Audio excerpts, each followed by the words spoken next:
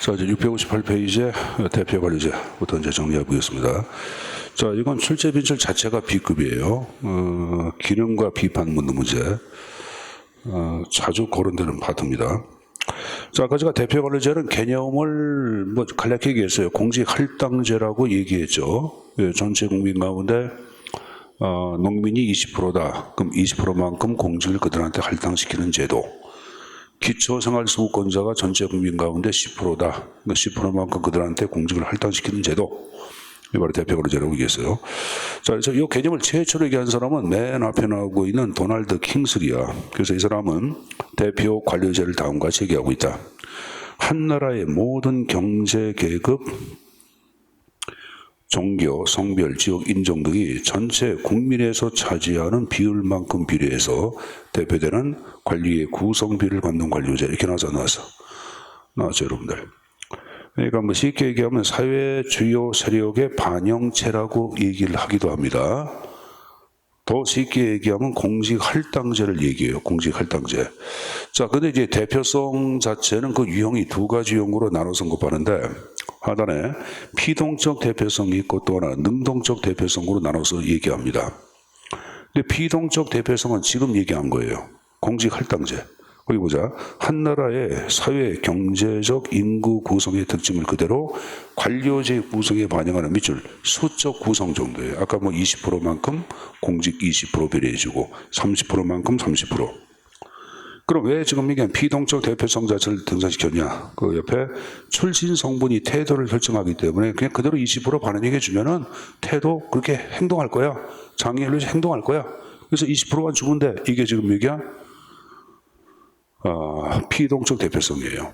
이름을 그래서 다른 말로 이 소극적 대표성, 태도 대표성, 사회 대표성, 비율 대표성, 아니면 출신 대표성이라고도 얘기합니다.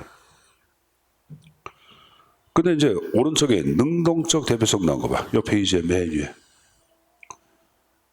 자, 다시 보자. 658페이지 하단에 피동적 대표성 얘기했잖아. 이 페이지의 맨 위에 능동적 대표성 나온 거 보자. 능동적 대표성은 자, 내가 농민을 대표해서 관료가 됐다.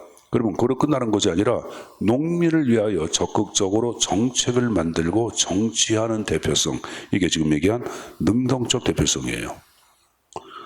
그래서 능동적 대표성을 달리 얘기할 때는 적극적 대표성이라고 얘기하고, 자, 내가 대표하는 집단을 위해서 적극적으로 정책을 만들고 정치한다요. 정책적 대표성, 정치적 대표성 이렇게 얘기하고, 이름을 실질적 대표성이라고 표현하기도 합니다. 뭐라고 표현한다? 실질적 대표성이라고 표현하기도 한다. 그러니까 두 가지 형태의 개념이에요. 그러니까 사실 여러분들 대표 관리제는 능동적 대표성을 위해서 앞에 있는 피동적 대표성을 설정을 한 거예요. 알았습니까? 농민을 위해 적극적으로 정부의 정책을 만들고 싶은데 사실 농민들이 갖고 있는 고충이 뭐고 고민이 뭔지는 뭐 잘 알 수가 없잖아. 그래서 농민 출신들한테 네가 적극적으로 그들을 위해서 공직을 만들어라. 그래서 너희들한테 공직을 일정한 비율로 할당해 주마 얘기하는 거 아니야. 그래서 우리가 파악하고 있는 여러분들 피동적 대표성은 능동적 대표성을 확보하기 위해서 만든 거예요. 뭘 확보하기 위해서? 능동. 그러니까 능동이 더 중요한 거지. 어쨌든 간에 양자의 개념 좀 숙지해서 가져가시고 다시 659페이지 중간에 2항의 대표 관리제의 기능을 좀 보도록 하겠습니다.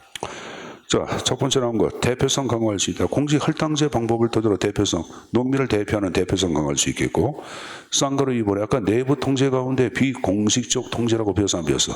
배웠죠. 쌍가루 위반 그대로 나온 거예요. 자, 쌍가루 3번 나온 거 보자. 기균등의 적극적인 보자. 자, 거기 들어보자. 선생님 보자.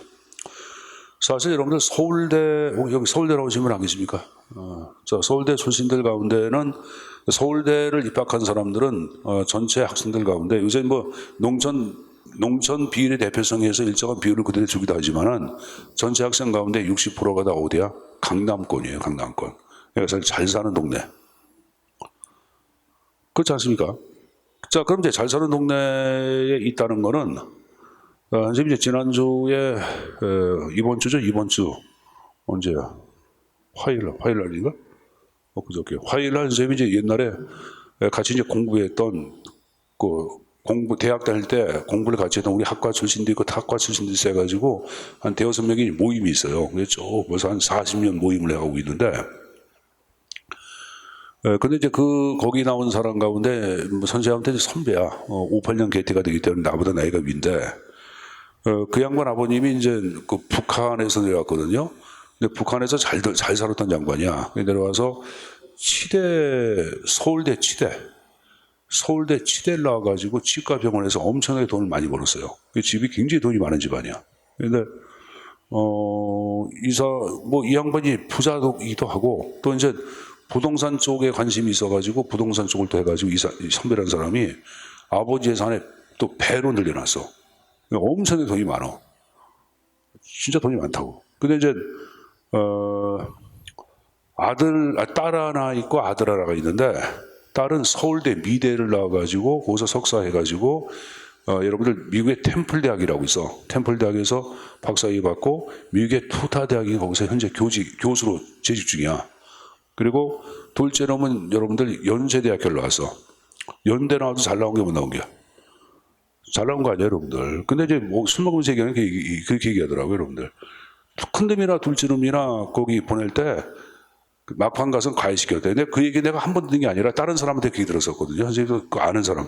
근데 과외비가 뭐 한 달, 그러면 수업이 끝나고 난 다음에 어떻게 했냐면은 그 서울에 있는 여러분들 뭐 대성학원이다 무슨 여러분들 노량진에 학원들이 몇 군데가 있어. 무슨 학원 그 선생님들이 밤 10시로 모아서 집에 와서 과외를 했대. 밤늦게. 뭐 그리고 이제 나중에 여러분 쪽집게식으로 해가지고 뭐 과목당 1,000만 원씩 주고 해가지고 뭐 서울대 가고 막 그런 얘기 하더라고. 그럼 여기 보자. 그 우리나라 같은 경우에 서울대 출신들이 서울대 공부 잘하는 애들이 간다는 얘기는 뭐냐면 그만큼 능력 있는 애들 자체가 들어간 게 들어간 게야. 이때 능력은 바로 뭐예요, 여러분들? 자본하고 연결이 돼야 돼. 되죠. 그러니까 상대적으로 여러분들 지금 얘기한 식으로 능력이 없는 사람들, 그런 자본과 비례할 경우에는 기초생활수급권자 같은 경우에는 공부할 수 있는 기회도 없고 여러 가지 있다 보니까 막상 여러분들 뭐 좋은 분야로 진출하고 싶어도 진출이 돼야 돼. 안 되잖아. 그래서 대표 과제를 들은 이유는 이렇게 사회적으로 음주 있는 사람들한테 공직에 들어갈 수 있는 길을 적극적으로 보장해 주기 위한 거예요. 이게 바로 기회 긴등의 적극적인 보장이라는 말을 쓰고 있는 거예요. 그럼 실적주의는 여러분들 말만 여러분들 능력에 따른 임명이지만 자본주의 사회에서 파악하고 있는 능력과 실적은 뭐랑 비례한다? 자본과 비례하잖아. 그러니까 자본과 비례다 보니까 지금 얘기한 식으로 실적주의 갖고 있는 말은 그런데 실질적으로 실적은 자본과 비례한다. 그러면 실질적으로는 불리한 입장, 비혜택 집단들의 이익을 고려한 게 아닌 게야. 고려하지 않은 거지. 실적주의 그러한 폐단을 지정하기 위해서 대표 관료제가 필요하다고 표현이에요. 자, 그 다음에 여기 보자.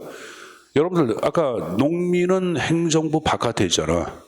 그러면 농민에 의하여 여러분들 공무원을 통제한다는 것은 민중통제 아니야, 민중통제.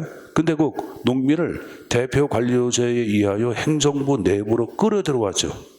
내부로 해가지고 여러분들 공무원 시킨 거 아니야. 이걸 뭐라냐? 민중통제를 정부 관료제로 내재화시킨다는 말을 쓰고 있는 거예요. 그 말 이해했어요? 그 말도 이해돼야 합니다. 그래서 일단은 여러분 기능에 관한 내용들 1번부터 5번까지의 기능 굉장히 중요합니다. 그래서 기능 숙지해서 가져가시고 그 다음 페이지에 대표 관리제 확보 방안이 나왔는데 그건 출제 논점이 없고 자 그리고 이제 하단에 660페이지 하단에 대표 관리제 비판이 나와. 그 비판을 묻는 것이 또 가끔 출제에 나오고 있습니다. 자, 첫 번째 나온 게 실적주의와의 관계란 말이 나오죠. 자, 이 실적주의의 관계를 얘기할 때는 아까 제가 실적주의하고 대표 관리제는 서로 여기 보자. 대표 관료제에 의하여 공무원을 뽑으면은 실적주의 원리는 그만큼 손상되는 게 안 되는 게야. 자, 무슨 말이냐면 공직에 들어가는 5명을 뽑으려고 그래. 근데 그 가운데 대표 관료제에 의하여 2명을 여러분들 그러니까 사회적으로 불려 있는 사람들을 뽑기로 했어요. 그러면 성적으로 따진다 그러면은 1등부터 5등까지 들어가야 되는데 그러면 대표 관료제를 도입시키면은 4등, 5등 한 성적이 4등, 5등 한 학생들은 공무원 될 수가 있어 없어? 없죠, 여러분들. 그럼 능력이 있는 사람들을 공무원에 임명이 한다고 하는 실적주의하고 충돌관계에 있다 없다? 있다. 1번은 그 표현이에요. 실적주의는 성적주의야. 성적, 시험 봐서 성적 좋은 사람 공무원 뽑는 걸 얘기해. 이것하고 충돌관계에 있다. 그 표현이에요. 그러면 이 말은 뭘까? 상대적으로 전문적인 지식이나 기술이 있는 사람들이 공무원 안 되는 거니까 행정의 전문성을 손상시킬 위험성이 있어서 있죠. 2번은 그 표현이에요. 그래서 전문성과 충돌 관계가 있다 그 표현이에요. 옆 페이지 3번에 철신성불에 따른 정책 선호하의 문제란 말이 나왔는데, 자, 다시 고개 들어보자. 자, 내가 여러분들 농민을 대표해서 공무원 돼서 그럼 나의 철신성불은 뭐야? 농민 아니야. 그럼 뽑은 이유는 농민을 위하여 적극적으로 정책을 만들라는 거 아니야. 근데 아까도 얘기했지만 이제 내가 이제 공무원 됐어. 그럼 내가 이제 신분이 농민이야, 공무원이야? 공무원이 돼버린다고. 그러니까 농민으로서 갖고 있었던 아픔이라든가 현실적인 여러분들 괴로움 이걸 다 잊어버려요. 그냥 공무원 모집으로 흉내내는 거예요, 여러분들. 봐봐, 지금 여러분들 이 검찰청에서 근무하는 사람들, 이런 사람들 다 이제 검사 되면 옛날에 악당을 뿌리 뽑고 뭐 저쪽 그런 얘기 하잖아. 뭐 자기 아버지가 여러분들 억울하게 어떻게 돼가지고 자기 다음에 검사가 돼가지고 그런 얘기 하잖아. 막상 검사가 되면 검사들이 갖고 있는 독특한 분위기로 바뀌어. 바뀌잖아요, 여러분들. 윤석열 지금 후보 나와서 얘기하는 거 봐봐. 이게 나는 뭐 그 양반이 대통령이 되건 말고 떠나가지고, 근데 그 양반이란 말도 니들 앞에 양반이란 말 쓰지만은 다른 데 양반이란 말은 안 써. 아까 강아지 얘기했죠. 난 뭐 그렇게 얘기하는데, 이 사람 얘기하는 거 보면 여러분 화법 보세요, 여러분들. 화법 보세요. 말하는 거 봐봐. 다 뭐 정신병자, 뭐 정신 나간 놈들 막 그러고 뭐 하면서 막 이게 안 하면 이렇게 그러고. 40년 동안 검사가 누구? 피의자를 치조하고 피고의를 치조하는 과정에서 하는 행동을 일반 국민들한테 동일하게 하고 있잖아요, 여러분들. 야, 근데 그 사람 그랬다 그러냐? 뇌들 구멍 들량이야? 나는 우리나라 사람들은 이해가 안 가. 젊은 사람들 특히 20대들이 요새 윤석열 좋아하는 사람들 이름 많대. 왜 좋아하냐? 난 이해 안 가는 게 아버지가 그래가 아버지가 뭐라 그래? 꼰대라 그러죠? 그냥 꼰대라 그래도 악질 꼰대라 그러지? 근데 왜 그런 사람을 좋아해? 난 그게 이해가 안 가요, 여러분들. 그래서 제발 좀 여러분들 한 나라를 대표하는 사람을 뽑을 때는 여러 가지 게다가 여러분들 반대에 있는 여당에 있는 여러분들 이번에 당대표된 이번에 이제 후보자로 나온 사람 있잖아. 이재명 씨. 뭐 그 사람이 잘나냐? 도끼 객기냐? 도끼 객기. 그러니까 여러분 더 잘났다고 볼 수는 없겠지만 그래도 조금 덜 나쁜 놈이 있어 없어? 모르겠다. 니들 알아서 해라. 물론 두 사람이 있는 게 아니지. 또 정의당도 있고 여러 가지가 있어 없어? 있죠, 여러분들. 저기도 있잖아요, 여러분들. 그 매번 나오는 거 떨어지는 사람. 무슨 뭐 허경 뭐 있잖아. 뭐 그 사람 뽑아주든지 말든지 여러분 알아서 하세요. 자, 대한민국 대통령감 진짜 없다. 아니, 나는 그럴 바에 아예 지금 여러분들 저쪽에 독일에서 축구하는 게 손흥 왜? 걔가 나왔으면 좋겠어요, 여러분들. 걔를 뽑아주게. 이쪽에 있는 썩고 문드러진 두 놈보다 나을 거 아니야. 인성은 올바를 거 아니야. 별 생각도 안 들더라고요, 여러분들. 여러분 나간 사람 없어요? 한번 나가봐. 청년당 만들어가지고 쭉 출마을 해봐. 청년당 만들어서. 그 국민의당에 여러분들 그 누구야 대표하는 친구 이준석인가 걔도 나 이런 녀석이 벌써 정치만 알아가지고 벌써 그 노땅들 주구 역할하는 거야, 여러분들. 걔가 뭘 하겠냐. 바지 사장 하는 게야. 바지 사장 나와가지고. 바지 사장. 자, 선생님, 이거 3번은 무슨 말인지 예언을 간주하겠습니다. 자, 그럼 여기 선생님 보자. 이 3번은 뭐냐면은, 내가 여러분들 공무원 됐다. 그럼 공무원으로서 갖고 있는 가치관, 태도, 이제 농민이 아니라 공무원이 갖고 있는 문화의 동화가 돼야 안 돼. 되죠? 이 문화에 동화되는 것을 일명 뭐라 그러냐. 다 알 거예요. 사회화라 그러죠? 근데 여기 보자. 그럼 성인들의 사회화를 뭐라 하냐면 2차 사회라 그래요. 뭐란다? 2차 사회화. 그러면 3번을 적어보자. 제2차 사회화를 경시 이렇게 적어놓으세요. 출신성불에 따른 정책 선언의 문제에다가 제2차 사회화 경시해도 같은 말이에요. 제가 뭘 경시했다? 2차 사회화 경시해도 같은 말입니다. 자, 4번에 적극적 대표가 지나치게 활성화되어 정부 관리전의 각 강요 집단들이 그들의 출신 집단의 이익을 위해 극대하게 경쟁할 경우에는 오히려 형평성 제고보다는 오히려 소수 집단들한테 똑같이 불리한 결과를 초래할 위험성이 있어. 무슨 말이냐면 선생님 보자.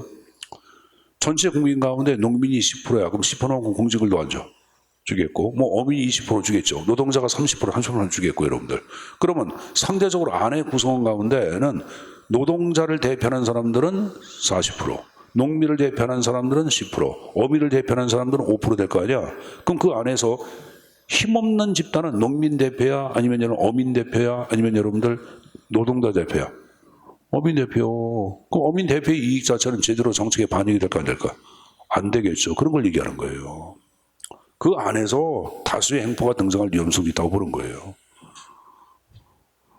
자, 그럼 이제 5번은 뭐냐면, 여기 보세요. 아까 출신 성분에 따라서 정책 제대로 만들어, 안 만들어? 안 만들 수 있다 그랬죠? 그럼 이 말은 행정 책임 확보가 쉬운 게 어려운 거야.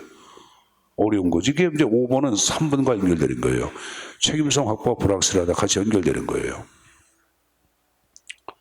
6번의 역차별. 자, 여러분들 일정한 비율에 근거하여 특정 집단의 이익을 지나치게 강조할 경우에는 오히려 여러분들 다른 집단들은 역차별을 받는 느낌을 갖게 해야 하네.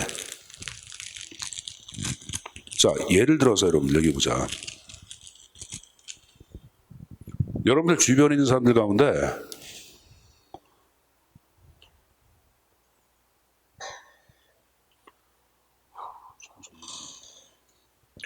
여기 보세요. 주변에 있는 사람들 가운데 장애인이라 일정한 여러분들 혜택 받고 공직에 들어가는 경우가 있어서 아마 여러분들 커트라인 보면은 장애인 같은 경우에는 평균 커트라인이 일반적인 사람들하고 비교해 볼 때 한 8.9점, 많게는 10점까지 차이가 나. 예를 들어서 여러분들이 81점 커트라인이다 그러면 71점 맞으면 들어가는 경우도 있거든. 근데 이제 걔는 보니까 진짜 외면처럼 정상적인 애가 있어 없어. 자, 여기 우리 학원 학생이 아니라 노량진에 한 학생에서는 진짜 다 정상이야. 건강해. 그리고 운동도 많이 해가지고 몸도 좋고 군대도 갔다 와서. 근데 교수님 저 장애인이요 그러더라고요. 그래서 야, 네가 왜 장애인이냐니까 교수님 저 수영 선수를 했대. 근데 어깨가 빠진대. 어깨가 탈골. 그래서 어깨 탈골, 이 탈골로 군대를 면제받았어. 그 장애 등급을 받았어. 군대 면제, 장애 등급을 받았어. 어깨 빠져가지고. 그래서 어깨 빠지는 것도 장애냐니까 장애 3등급 받았대. 그래서 3등급 받았대. 자기가 뺄 수도 있대. 지가 뺐다가 지가 끼워, 어깨를. 내 앞에서 그렇게 하는데도 지가 뺐다가 지가 끼고. 그래, 여러분들. 자기 빠지는 거. 아니, 웃을 일이 아니지만. 근데 내가 볼 때는 진짜 멀쩡해. 걔는 공무원 됐어요. 다른 애들은 여러분들 뭐 80점 맞고, 뭐 82점 맞고 막 떨어지는데, 이러면 여러분들 70 당시에 뭐 3, 4 맞고 여러분 공무원 됐어요. 어제 코타리 84오니까. 그러면 여러분들 떨어진 애들 가운데 82, 3, 3점 떨어지는 얘가 얼마나 얄미워. 얄밉고 자기도 어깨가 빠지고 싶어, 안 빠지고 싶어. 그래서 걔한테 어깨 빼는 방법 없냐고 물어보더라고. 자기도 그거 받겠다고. 이게 바로 뭐다? 역차별 문제도 발생할 수 있다고 보는 거예요, 여러분들. 자, 어쨌든 간에 지금 얘기한 비판까지 내용 좀 정리해서 가져가시고. 그 한국에 다시 보자. 660페이지 한국에 대표 관료제를 대표하는 제도가 있습니다. 이게 바로 뭐다? 균형인사예요. 균형인사.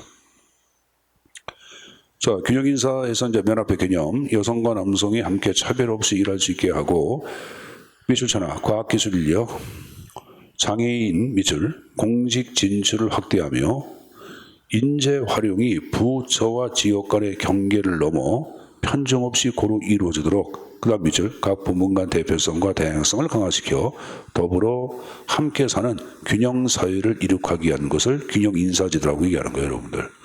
그래서 종류에 보시면 외우지 마세요. 양성평등 채용 목표제 미술. 이건 알 거 아니에요, 여러분들. 그 다음에 끝에 여성 공무원 인사관리 미줄. 그 다음에 네 번째 줄 장애인 공무원 인사관리. 거기 신규 채용 인원 3% 이상 장애인 채용한다 이렇게 나왔나? 나오죠? 그 밑에 이공계 공무원 인사관리.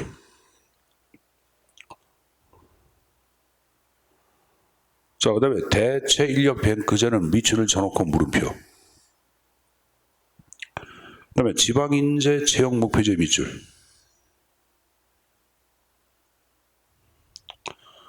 그러니까 지방인재 같은 경우에는 여러분들 여기 보자. 시험 실시 단위별 채용 목표 인원은 합격 예정인의 20%, 7급 공무원의 30%에서 그 지역 인재를 지방의 인재를 뽑도록 돼 있어요, 여러분들. 그다음에 지역 인재 추천 채용제 이렇게 나왔는데, 그리고 미션아 지역 인재 채용제, 그리고 사회 통합형 인사 관리 밑줄.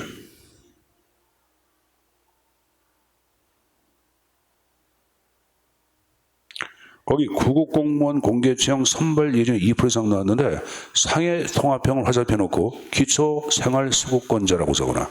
기초 생활 수급권자 같은 경우에는 전체 구급 공무원 채용 인원의 20% 이상을 기초 생활 수급권자로 뽑도록 되어 있습니다, 여러분들. 알았습니까? 자, 이런 것들이 지금 얘기한 식으로 대표 관리자를 대표하는 내용들인데, 뭐 지방인재, 지역인재, 사회통합형 다 지금 대표관리제 맞아요. 근데 대체인력 뱅크제 잠깐 보자. 아까 물음표 이런 거, 가려는 거 보자. 각급 기관별로 휴직 및 출산, 휴가 등 예상되는 직위에 대해 업무의 성격에 따라 적합한 대체인력을 사전에 확보하여 필요시 충원하기 위한 제도 이렇게 나왔어. 근데 이건 엄밀한 의미로 여러분들 대표 관리자를 보기 쉬워 어려워? 그건 어렵잖아요, 여러분들. 어렵잖아요, 여러분들. 뭐 예를 들어서 학교 선생님 같은 경우에 임신을 했어요. 그러면 이 사람 같은 경우에는 자 일단은 임신했으면 뭐 할까요, 여러분들? 어느 정도 되면 임신 뭐 몇 개월 이후부터는 여러분들 뭡니까? 출산 휴가 관련돼서 휴가도 낼 수 있고 쉽게 낼 수 있어 없어? 그렇죠? 그래서 그러한 인력 자체를 예상해 가지고 여러분 인력을 미리 확보해 놓는 걸 얘기해요. 근데 확보했는데 그것을 꼭 여성으로 뽑고 꼭 남성으로 뽑고 그 사람이 여성이라 여성 뽑고 그 사람이 남성이라 남성 뽑고 그런 규정은 없거든요. 그러니까 대체력 뱅크절 얘기 때는 엄밀한 의미로 지금 얘기한 식으로 균형 인수하고 약간 거리가 멀어 안 멀어? 멀다고 봐야 되겠죠. 멀다고 봐야 되겠죠, 여러분들. 근데 이제 어떤 사람들 이걸 균형 인사로 부르는 사람이 뭐냐면은 어쨌든 대체력 뱅크절을 만들어서 이전에 남성이나 여성 자체를 여러분들 계속 근무할 수 있는 기회를 만들어주는 게 안 만들어주는 게야. 만들어주는 거지. 그 기간만 대체력으로 대체시키는 거니까. 중고등학교 때 여러분들 기간제 교사 있어 없어? 기간제 교사 같은 게 그거 아니에요, 여러분. 그게 대체력이에요, 여러분들. 요새 국공립 어린이집 있죠? 대체 인력 교사라고 있어요. 그래서 뭐냐면은 어린이집 같은 경우에 선생님이 갑자기 그만두면은 아동들을 여러분들 어떻게 해야 돼? 계속 여러분들 뭡니까? 가르치고 교육하고 돌봐줘야 되는데 선생님을 갑자기 확보할 수는 없잖아. 그럼 여러분들 국가한테 얘기하면은 대체 인력 교사 자체를 파견해줘. 그럼 그 사람이 여러분들 거기 A 유치원, B 유치원 돌아가면서 이제 수업을 진행하고 있는데 이것도 마찬가지예요, 여러분들. 이걸 지금 얘기하는 식으로 여성, 남성의 성으로 나누는 건 어렵지 않냐니까 그걸 뭐 지금 얘기한 균형 인사로 얘기한 사람들은 어쨌든 간에 기존 인력 자체에 변동 없이 계속 일을 할 수 있게끔 해주는 거기 때문에 뭐 또 균형 인사로 봐야 한다는 사람도 있어요. 그래서 그건 물음표들하고 얘기하는 거예요. 그러니까 견해가 나눠지기 때문에. 알았냐? 그리고 거기다가 날개에다가 당구장 표시해놓고 적어보자. 국가유공자 균형인사 X라고 적어라. 우리나라 균형인사 제도에는 국가유공자 균형인사는 없어요. 자, 뭐는 없다? 국가유공자 균형인사 X. 날개에다 적어놔.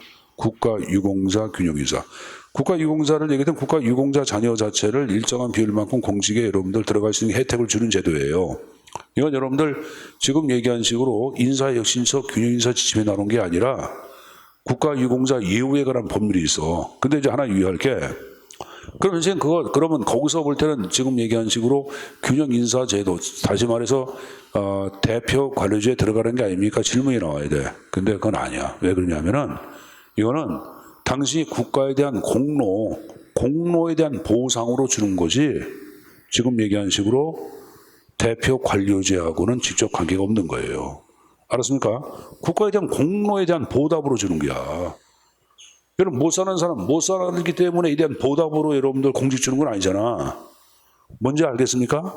그래서 국가유공자 균형인사는 공로에 대한 보상으로 주는 거지 지금 얘기한 대표 관료제와 직접 관계는 없는 거예요. 그렇게 하나 숙지해서 내용 좀 가져가십시오. 자, 대표적 학습을 했고, 자, 다음 페이지에 제4절에 행정의 시민 참여가 나오고 있습니다. 자, 시민 참여는 사실 출제 논점이 거의 없어요. 나와도 뻔한 문제가 나오기 때문에 그것만 내용 가져가시면 됩니다. 알았습니까? 자, 일단은 개념부터 보자. 시민 참여 개념. 자, 결정권이 없는 자, 누굴 얘기하는 거야? 시민이야, 시민. 그다음에 결정권자, 정부를 얘기하는 거예요. 이게 영향을 미치는 의도적이고 제도적 아니면 비제도적 행위를 시민 참여라고 얘기합니다.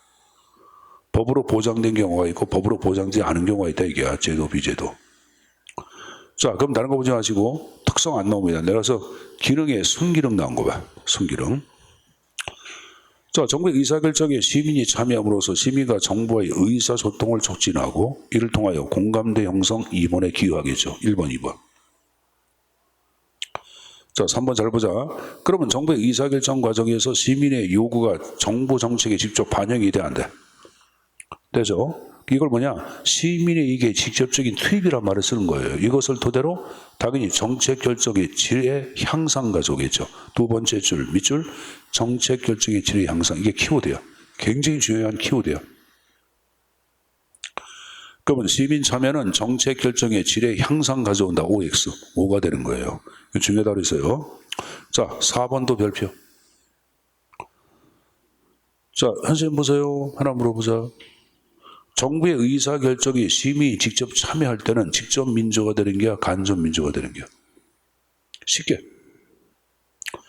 의사결정 과정에 시민이 직접 참여해서 직접 민주야, 간접 민주야? 응? 직접 민주지, 당연히. 그럼 여러분 여기 보자. 대의제란 말이 있죠, 대의제. 대의제는 뭐예요, 여러분들? 대자는 클 대자가 아니라 나를 대신해서 의결을 담당하는 민주주의예요. 간접 민주를 대의민주주의라 그래. 그럼 여러분 시민 참여는 간접 민주 제도가 지니고 있는 좀 미비한 점을 지금 얘기한 직접 참여를 토대로 보완할 수가 있어 없어? 있죠. 그래서 간접 민주 제도의 장애와 미비점 보완이란 말로 하는데 키워드가 장애와 미비점 보완이야. 이걸 시험 문제는 어떻게 나오냐면은 간접 민주주의의 장점 극대화로 시험 문제로 왔었어요. X가 돼야지. 옆 페이지 날개 보자. 옆 페이지의 날개. 옆에 날개 봐봐. 시민 참여는 간접 민주주의의 장점 극대화 O야 X야. X. 이게 기출 문제 지문이야. 이해했어요? 다시 원위치. 자, 뭐 5번, 6번, 7번은 그렇고 다시 여러분들 옆 페이지 663페이지 맨 위에 자 9번의 별표. 정책 결정 과정에서 시민 참여의 의견이 반영돼서 시민의 의견이 반영돼서 그럼 집행 과정에서 시민들의 지지를 받아 안 받아? 집행 과정에 시민의 지지를 받기 때문에 집행에 있어서 능률성 제고란 말을 쓰는 거예요.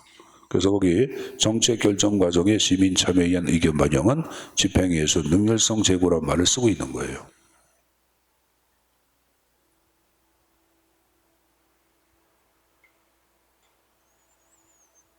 자, 엮기는 있겠죠. 정책 결정 과정의 시민 참여는 많은 노력과 여러분들 시간이 투입이 돼야 안 돼. 시민들이 들어가는 거니까 여러분 결정도 지연되고 시민들이 야, 마 똑바로 너 당신 공무원 내가 왜 뽑아서 내가 혈세 갖고 너 먹여 살리는데 까불어 막 그러면서 막 시민들이 막 그래 안 그래? 선생님 참여 막 그러겠죠. 내가 많이 참여하면 이 자식들한테 공무원들만 내가 월급 주는 건데 내가 주는 거 아니야? 여러분들 월급을 공무원 줘 안 줘? 이놈의 까부지 선생님한테 공무원 되고 난 다음에 선생님 주인이야. 똑바로 해 막 그래 안 그래? 그러면 결정이 제대로 돼 안 돼? 안 되죠. 결정의 지연. 거기 여러분들 나온 게 1번의 정책 결정에서 끝에 비능률 초래야. 너무 지연되다 보니까 비능률. 이게 여러분들 왜 중요하냐 하면은 그 페이지에 맨 위에 9번 나온 거 봐. 자, 결정의 시민 참여는 의견 반영됐다. 그 다음에 집행의 능률성 제고 아니야. 집행에서는 능률성 제고야. 근데 결정에서는 비능률 초래야. 말장난 같지만 숙제서 가지고 가야 돼. 알았습니까?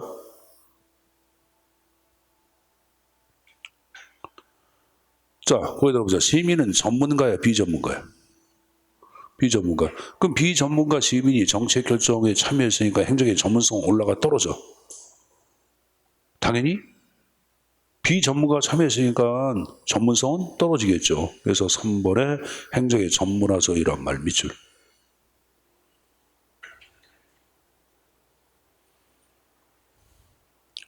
그래서 그 정도 가져가시면 됩니다. 알았습니까? 자, 잠깐만 정리해보자. 662페이지에 순기능 봐봐. 아까 정책 결정의 질의 향상 얘기했죠. 혼동하지 마세요. 질의 향상이야. 결정의 질의 향상. 그 다음에 간접 민주제도의 장점의 극대화가 아니라 단점이나 미비점 보완이죠. 옆 페이지에 위에 여러분들 9번에 집행에 있어서 집행 동그라미 능률성 제고죠. 역기능에 1번에 결정에 있어서 능률에 비능률 처리하죠.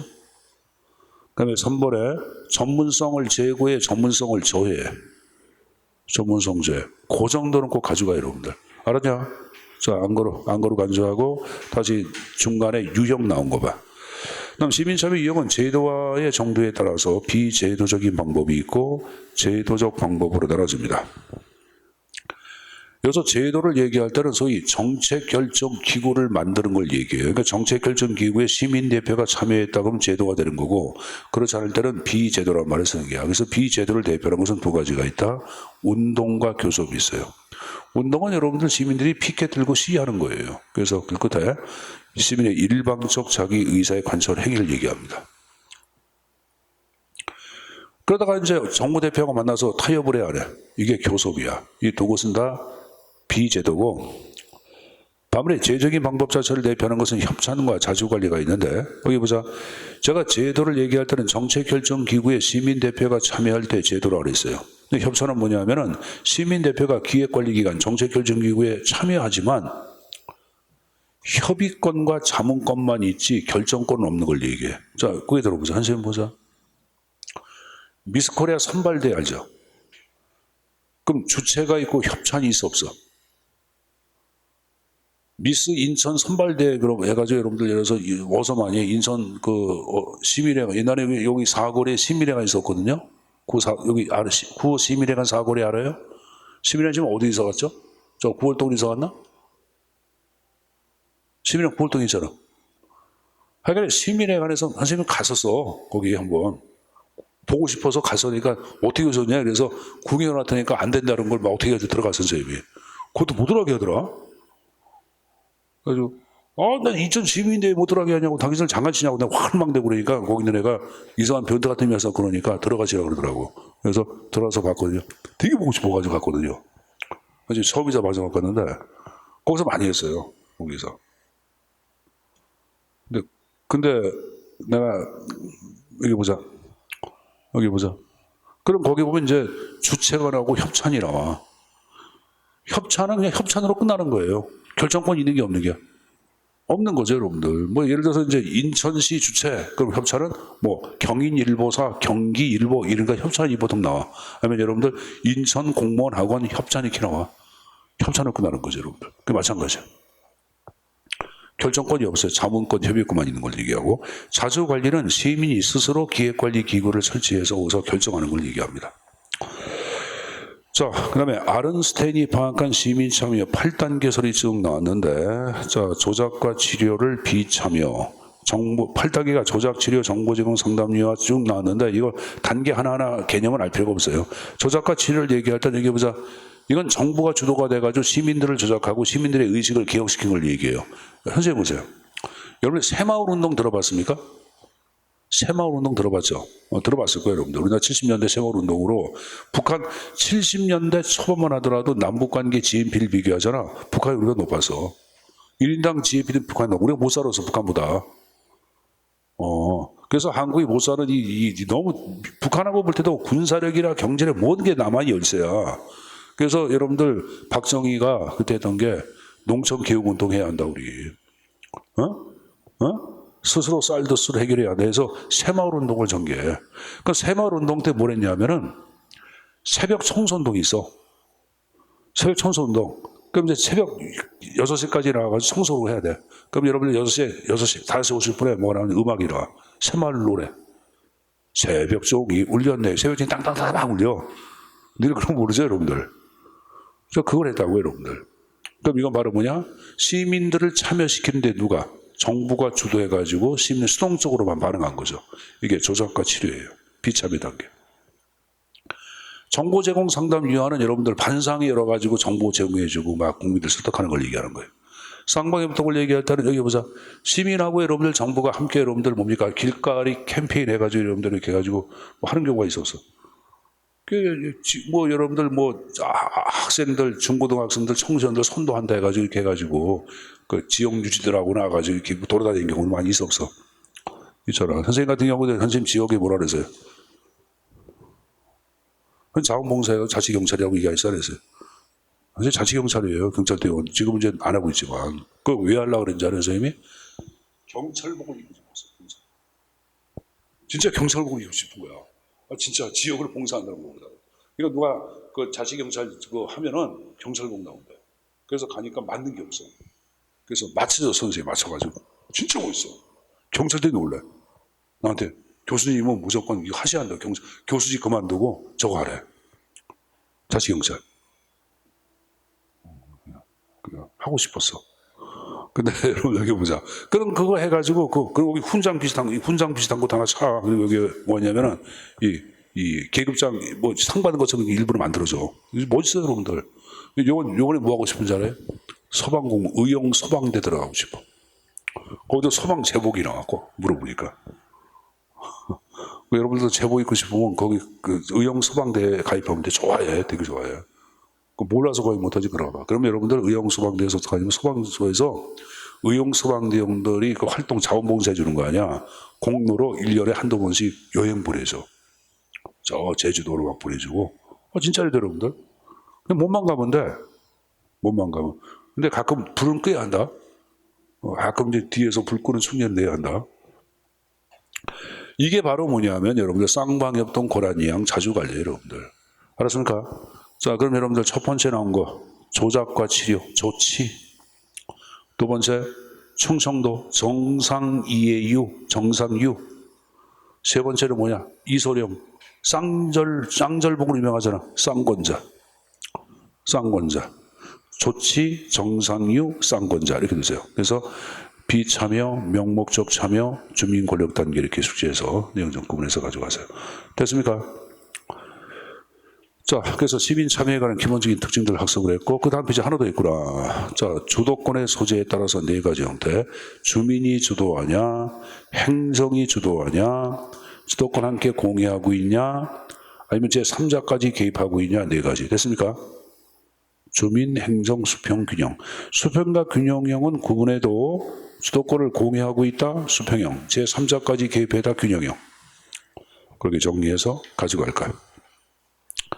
자, 정리된 거로 간주하고, 자, 여러분들 배운 거 잠깐 정리하고 또 쉬었다 나오겠습니다. 자, 여러분들 앞쪽으로 보자. 페이지, 어디냐, 648페이지. 자, 행정 책임에 거기 특징 나온 거 봐. 특징 4번 중이다 그랬죠? 그 행동의 과정 토론 결과. 이 결과를 원인 그러면 O야, X야? X, 거기 날개 나와 있잖아. 날개. 그거 하나 가지고 가야 되겠고. 자, 649페이지에 행정 책임의 기준에서 두 가지가 있다. 명문 규정은 각 관계 법령의 의무사항 얘기했고, 명문 규정이 없다. 그럼 제가 가장 중요한 규범적 기준은 공익이라 그랬고, 가장 바람직함의 자율적인 통제 기준은 공직윤리라고 얘기했죠. 하단에 도덕과 법적 책임. 자, 양심에 근거한 건 뭐? 도덕. 타인의 잘못으로 인하여 등장한다? 도덕. 여러분들 법률상 제재가 수반된다? 법적 책임이라고 얘기했죠? 양자 가운데 타인한테 결코 분담할 수 없는 건 뭐야? 법적 책임이죠. 다음 페이지. 정치하고 기능. 정치는 아까 국민의 의사 아니면 국민적 정서에 부합해야 할 책임. 기능적 책임은 전문 지식, 업무 윤리에 따라 행동해야 할 책임. 그 밑에 문책자, 책임을 묻는 자가 바깥에 있다. 아버지가 멍들고 막 똑바로 해. 이건 바로 뭐다? 제도적 책임. 근데 자율은 문책자의 내재와 또는 부재라고 아버지가 없더라도 스스로 내가 열심히 하면 우리 아버지가 기분 좋아할 거야 해가지고 일하는 거. 이게 자율적 책임. 자, 내가서 행정책, 논쟁, 파이노하고 프리드리. 자, 외부 통제는 누구야? 파이노. 내부적 자율적 통제? 프리드리. 그럼 마음속에 두 가지 기준을 설정하자. 뭐하고 뭐? 기술적 지식하고 또 하나? 국민적 정서. 제가 기술적 지식은 뭐라 그랬죠? 기능적 책임. 국민적 정서는 민주적 책임이라고 얘기했죠. 넘겨서 행정통제. 자, 통제에서는 그 7번에 기본, 맨 밑에 기본 목표를 달성할 때까지 계속이야, 단속이야? 계속적. 옆 페이지 맨 위에 행정통제의 원칙의 1번의 예외의 원칙이죠. 날개 봐봐, 옆에 날개. 일상성 원칙 아니죠? 이때 예외는 두 가지 얘기했다. 칠판에 정리한 거. 자기, 부자기. 됐습니까? 자기, 부자기. 자, 중간에 통제 기준의 설정, 아까 전략적 통제 지점, 어떻게? 사형, 포경 수술은 적시하시오. 사는 뭐야? 사회적 가치성. 형만 균형성. 포괄성. 경제성, 적시하시오. 적시성. 됐습니까? 자, 넘겨서.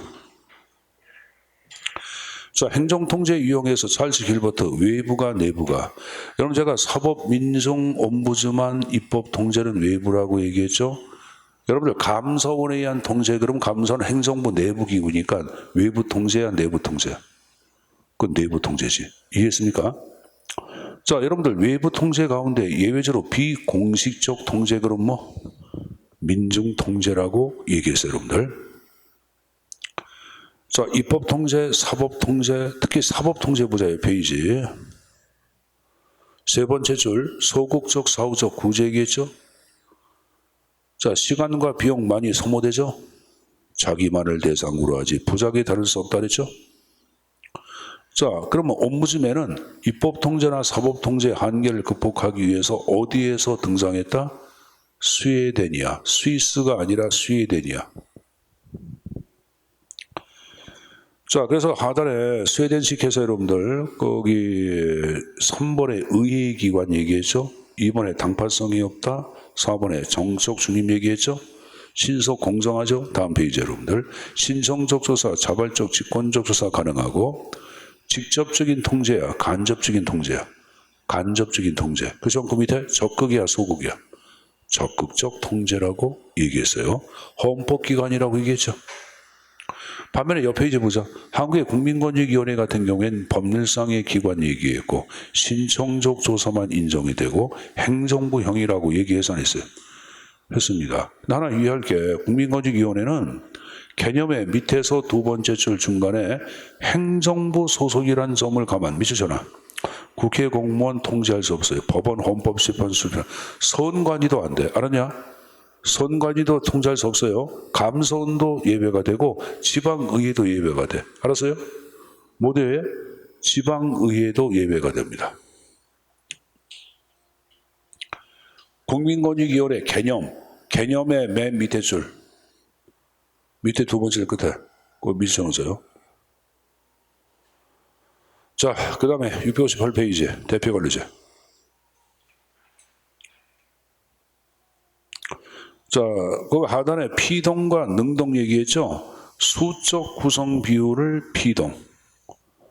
능동은 제가 적극적으로 정책 만들고 정치하는 대표성이라고 얘기해서 했습니다. 자, 기능에 보시면은 내부 통제 강화, 기획인동의 적성인 보장, 실적주의 폐단 시정, 민중 통제, 정부 관리제로 내재화까지 얘기했어요. 다음 페이지. 하단의 비판의 실적주의 충돌 관계, 전문성과 충돌 관계. 자, 옆 페이지 맨 위에 철진 성분의 정책 소화, 다른 말로 뭐 제2차 사회화를 중시에 경시하고 있다까지 얘기했어요. 그리고 역차별 등장한다 안 한다? 한다 그랬죠. 다시 옆 페이지. 한국의 대표관리제를 대표하는 건 뭐야? 균형 인사. 근데 물음표는 대전력 병크제 물음표. 또 국가유공자는 들어간다 안 들어간다? 안 들어간다까지 얘기했어요. 그 다음 페이지 662페이지 하단에 시민참여 순기능을 얘기할 때 아까 정책 결정의 질의 제고 얘기했죠? 그 밑에 간접민주제도의 여러분들 장점 극대화야 미비점 보완이야. 미비점 보완이야. 옆 페이지 맨 위에 9번에 정책 집행에 있어서 능률성 제고야, 결정의 능률성 제고야. 집행에 있어서 능률성 제고 얘기했어요. 역행의 1번 결정의 비능률 초래 얘기해서는 있어요. 비능률 초래. 행정의 전문성 저해야 전문성 제고야. 전문성 저 얘기했죠. 자, 하단에 여러분들 아른스타인이 파악한 시민참여 8단계에서 조치, 정상유, 쌍권자에서 비참여, 명목적 참여, 마지막으로 주민권력단계 실질적 주민참여를 얘기하는 게야. 자, 그렇게 내용 좀 정리해서 가져가세요, 여러분들. 좀 쉬었다가 제 5절 파트 또 입문을 하도록 하겠습니다. 쉬었다 자.